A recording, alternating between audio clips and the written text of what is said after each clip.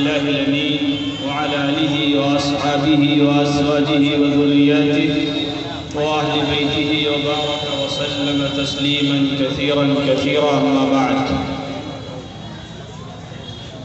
ألف لام ميم ذلك الكتاب لا ريب فيه هدى للمتقين.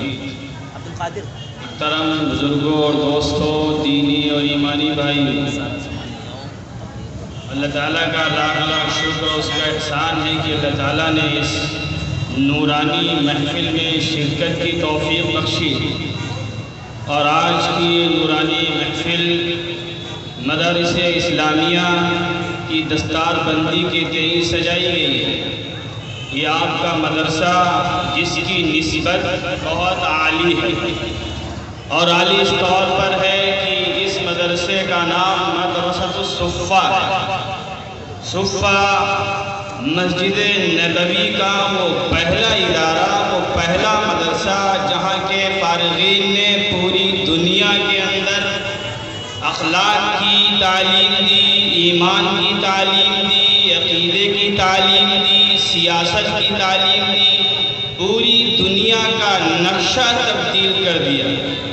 جو حالات پہلے تھے وہ بدل گئے۔ تو انہی طالب علم میں سے ایک طالب علم جن کا نام حضرت سلمان فارسی رضی اللہ تعالی عنہ، حضرت سلمان فارسی رضی اللہ تعالی عنہ بیان کرتے ہیں، بہقی کی روایت ہے کہ خطبنا رسول اللہ صلی اللہ علیہ وسلم فی آخر یوم من شعبان، کہ شعبان کے آخر میں حضور اکرم صلی اللہ علیہ وسلم نے خطبہ دیا، اور بڑا لمبا خطبہ ہے یہ۔ یظلکم شہر عظیم شہر مبارک شہر فیہ لیلۃ خیر من الف شہر الی آخر الحدیث۔ محترم بزرگوں اور دوستوں، بہت زیادہ وقت نہ لے کر ہم آپ کے سامنے اس مدرسہ صفہ کے طالب علم کا درد، اس کا میسج، اس کا پیغام جو ہم تک پہنچا ہے وہ ہم آپ تک پہنچاتے ہیں، اور اس پیغام کا تعلق آنے والے رمضان سے ہے، آنے والے موسم سے ہے، آنے والے سیزن سے ہے، آنے والے مبارک مہینے سے ہے۔ اس لیے کہ جو ماہ مبارک آ رہا ہے اس کا تعلق قرآن کریم سے ہے، اس کا تعلق حضور اکرم صلی اللہ علیہ وسلم کی تعلیمات سے ہے۔ بہت سارے مہینے اس طرح ہمارے زندگی میں آئے اور گزر گئے، اب ہمیں آنے والے اس مبارک مہینے سے کیسے استفادہ کرنا ہے وہ چند باتیں آپ کے سامنے عرض کرنی ہے۔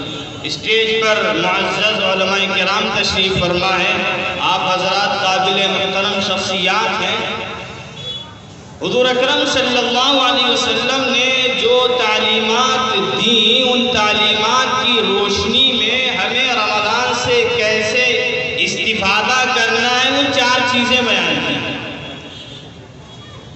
وہ چار چیزیں کیا ہیں کہ ہم آنے والے رمضان سے استفادہ کریں، منصوبہ بندی ہمیں ابھی سے کرنا ہے۔ اس لیے کہ اللہ کے رسول صلی اللہ علیہ وسلم نے شعبان کے اخیر میں خطبہ دیا تاکہ آنے والے موسم کے لیے، وقت کے لیے ہر شخص تیار ہو جائے۔ اس میں سب سے پہلی بات ہمیں جو کرنا ہے وہ خود احتسابی، سیلف اسسمنٹ۔ ہم کہاں پر کھڑے ہیں، روحانی طور پر ہمارا لیول کیا ہے، قرآن سے ہمارا تعلق کیا ہے، اللہ کے رسول صلی اللہ علیہ وسلم کی سیرت سے ہماری وابستگی کیا ہے۔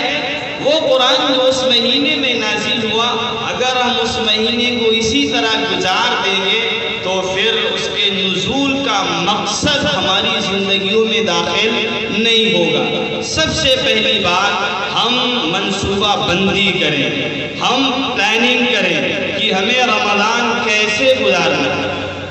اس میں سب سے بنیادی صفت جو رمضان کی ہمیں پیدا کرنا ہے ہمارے اندر وہ ہے روحانی ترقی۔ اسپریچول ڈیولپمنٹ، ہمارے اندر روحانی ترقی کیسے پیدا ہو؟ سب سے پہلی بات اس میں کہ ہم روزہ اہتمام کے ساتھ رکھیں، قرآن کریم کی تلاوت اہتمام کے ساتھ کریں، قرآن میں غور و فکر اور تدبر اہتمام کے ساتھ کریں۔ یہ نہیں کہ جو معمول رمضان سے پہلے تھا وہی رمضان میں، اور پھر اس طرح ہمارا وقت ضائع ہو جائے گا اور کوئی فائدہ نہیں ہے۔ تو اپنی روحانی ترقی کے اسباب سوچنا ہے، غور کرنا ہے۔ دوسری بات اس رمضان میں یہ ہے کہ اپنی زندگی کا محاسبہ، اپنی انفرادی زندگی کے بارے میں سوچنا ہے کہ جو ہمارے جذبات ہیں، ایموشنز ہیں، بہت سارے لوگوں کے اندر بہت سارے جذبات ہیں، غصہ آ جاتا ہے، بھڑک جاتے ہیں، غلط چیزیں پیش آ جاتی ہیں۔ اگر رمضان میں وہی ساری چیزیں ہماری زندگی میں رہیں اور رمضان نکل گیا تو ہماری زندگی کے اندر کوئی چینجنگ تو پیدا نہیں ہوئی۔ اس لیے رمضان کے تعلق سے حضور اکرم صلی اللہ علیہ وسلم کی تعلیم ہے، جب کوئی شخص تمہیں برا بھلا کہے یا گالی دے تو تم کہو میں روزے سے۔ یہ بتایا ہے کہ آپ اپنی انفرادی سیلف پروگریس، اپنی انفرادی زندگی، خودی کی زندگی، کہ ہمیں اپنے اندر سے وہ غلط چیزیں نکالنا ہے جو ہمارے اندر داخل ہے۔ رمضان کا مہینہ اس لیے آیا، یہ ہمارے لیے اور آپ کے لیے میسج ہے۔ تیسری بات جو رمضان کے مہینے کی خصوصیت حضور اکرم صلی اللہ علیہ وسلم نے بیان کی، وہ کہا ہے کہ شہر المؤاسہ، غمخواری کا مہینہ ہے۔ غمخواری کا مہینہ یہ معاشرتی، سماجی، کمیونٹی زندگی کے پہلو کو نمایاں کرتا ہے کہ ہم جس معاشرے میں رہتے ہیں، ہمارے آس پاس کچھ غریب لوگ ہیں، کچھ ضرورت مند ہیں، کچھ ایسے لوگ ہیں جو اپنے بچوں کی فیس ادا نہیں کر سکتے۔